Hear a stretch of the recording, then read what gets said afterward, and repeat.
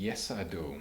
It was actually the Symphony Number 1, and I must have been 10 or 11 years old, and it was the orchestra, student orchestra of the Wiener Musikhochschule at that time, with Karl Österreicher. So that was quite some time ago. At that age, for me, everything was sort of new, and it was not that I was immediately drawn especially to Gustav Mahler.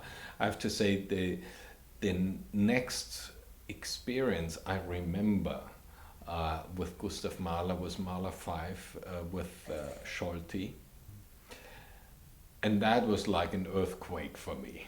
That I remember very well. I think I was 15 or something like that. And from that moment onwards, I had sort of a real interest in that music.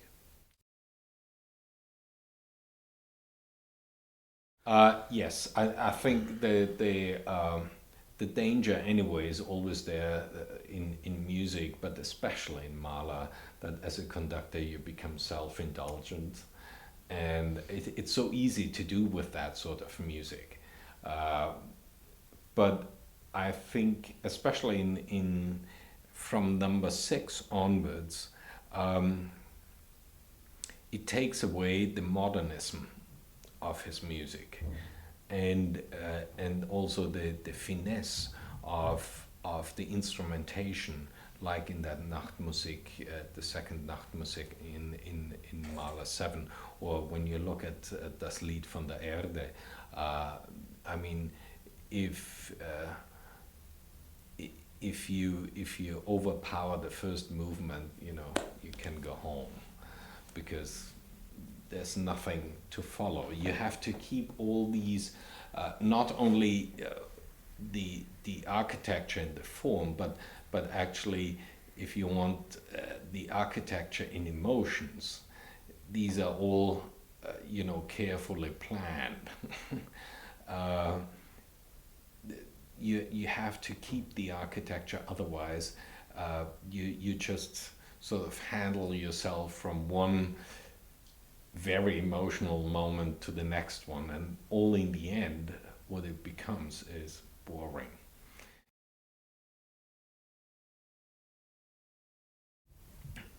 I actually still know a lot of people, and also when I grew up here in Austria, um, a lot of people sort of in the generation before me said, Mahler, that's bad taste. Because when you look at the arts altogether, the sort of, if I have to put it in a little sloppy way, um, the ego trip was not fashionable.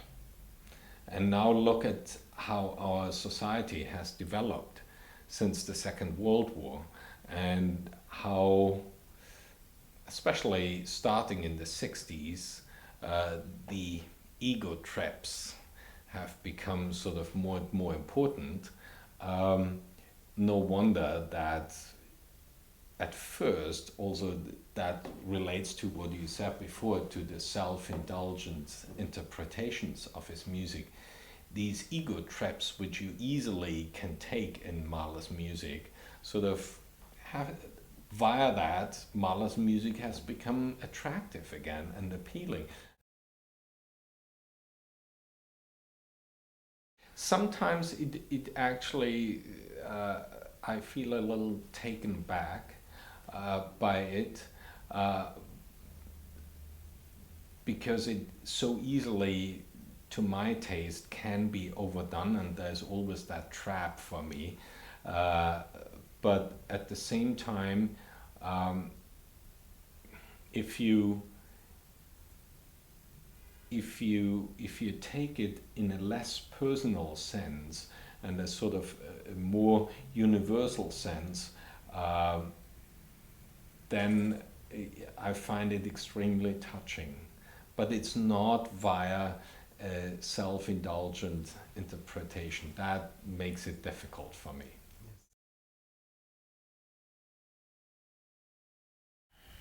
you know, I'm always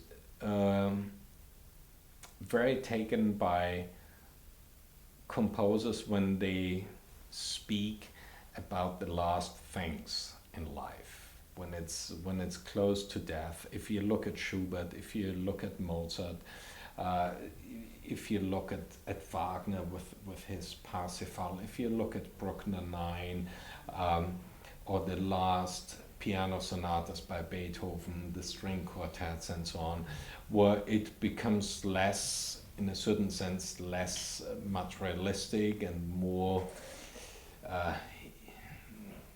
less real in a way, and that's why Mahler 9, especially the last movement and especially the last page, for me is very interesting, and the same is also the last few pages of Das Lied von der Erde, because with very little, only sort of late composers can do that, with very little to say much more than with all the bombast of previous pieces.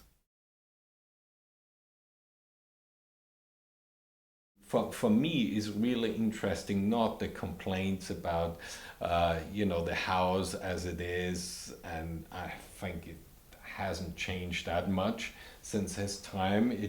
It's if you look at it from a positive angle, there's no other city in the world where the opera house is the topic of such fights and intrigues and politics and all that, which means it's very important.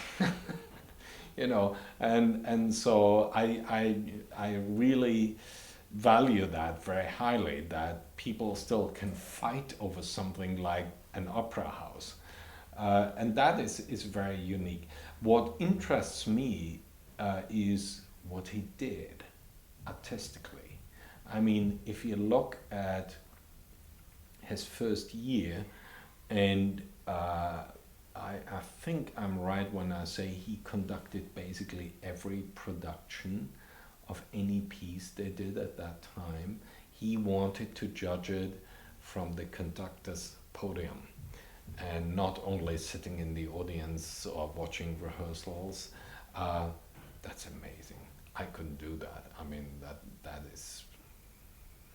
that's beyond human, what he did there. Absolutely, absolutely. Can you explain? I think the sort of the specifics of the Viennese horn, the string sound, which has been so famous for decades and decades and decades, and the Viennese oboe, very important, because also in Mahler's music, like in Bruckner's music, certain solos are really low, which is easy on the Viennese oboe than on the French oboe. So I think these sound specifics have influenced him a big way.